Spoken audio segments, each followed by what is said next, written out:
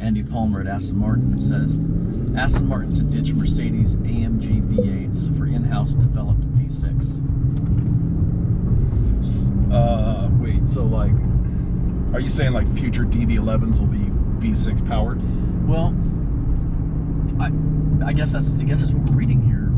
They're saying, because they've already ditched the V12 well, in the DB11, right? Well, you can get the DB11 AMR, right? And the Superleggera. So, but a regular DB11. But a regular DB11, you cannot get the V12. And you know what? That's why we chose this, right? Yeah. Well, now we're going to lose the V8, and they're saying they're going to be going down to V6 hybrids. Yeah. So, let's kind of paraphrase here. The last summary here, it says, he also hoped that the firm's 5.2-liter V12 would be around for a good while longer.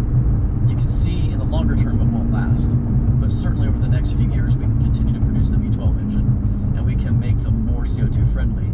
But it will be a sad day when we see V12s disappear from Aston. Okay, so not in the immediate future, but eventually they've got to downsize the engine because of emissions. Yeah.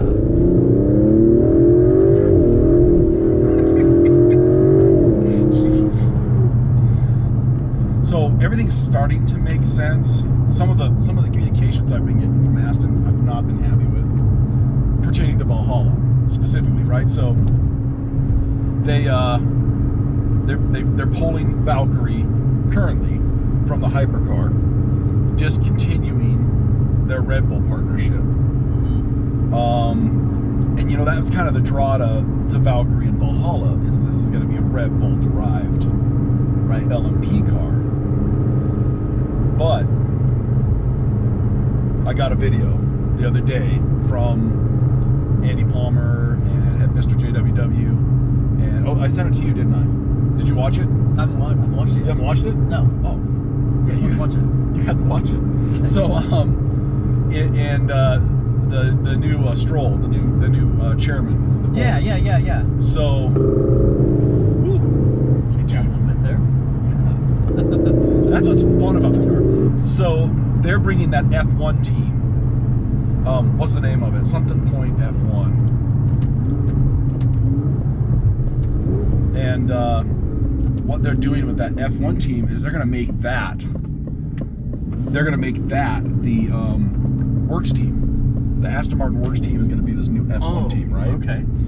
So with that F1 team, Aston Martin, you know, before with Red Bull, they just put their logo on it. It was Red Bull's F1 team. Right. Now it's going to be an Aston Martin team. And what is powering the F1 cars right now? Twin turbo 6s. Right. I think they're going to build that twin turbo 6 for F1. They're going to drop that in Valhalla. So it's going to be a full-blown like F1 engine, and then they're going to tune that for Vanquish and detune it a little bit more for even like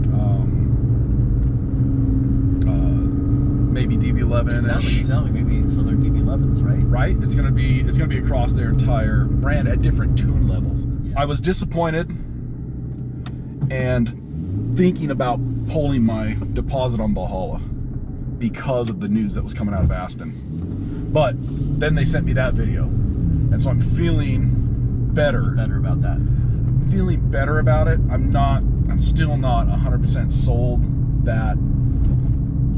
So here's what they did. They pushed it out until 2023 for the delivery of Valhalla, and then they upped the next deposit. Yeah. Which is kind of douchey. Kind of two negatives at the same time. Two negatives at the same time, killing the Red Bull partnership, dropping out a hypercar with Valkyrie, which is, there's a little bit of a halo trickle down the Valhalla from Valkyrie, right? Valkyrie does well. Valhalla, son of Valkyrie, it's got the same aero. Yeah.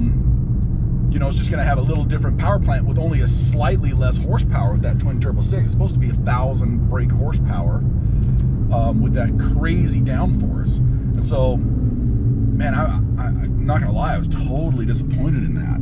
But then they sent that video, which you haven't watched. I haven't finished watching it. I'm a little disappointed in that you haven't watched it. And, but that made it feel better.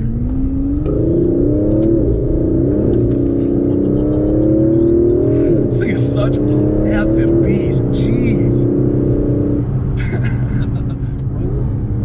So what do you think of that? I mean, well, there's another part of that article that kind of says that this hybrid V12 or V6 is what they're going to be putting in all the flagship cars. And they mentioned Valhalla. They mentioned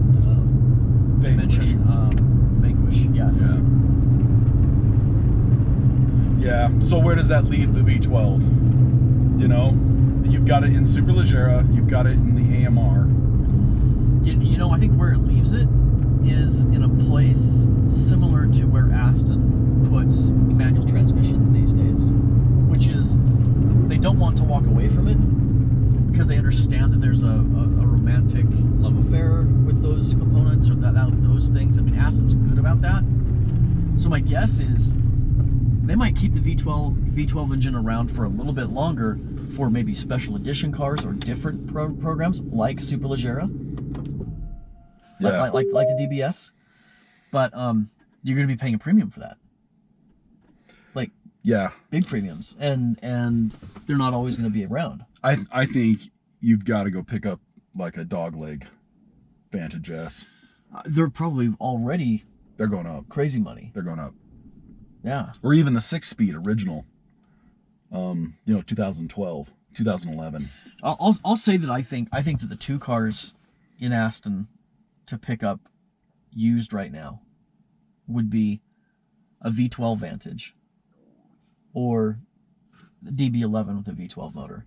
Yeah, I think those are the two yeah, that I'll be looking at. We'll get some imagery of the car and talk about why we picked this car. Yeah.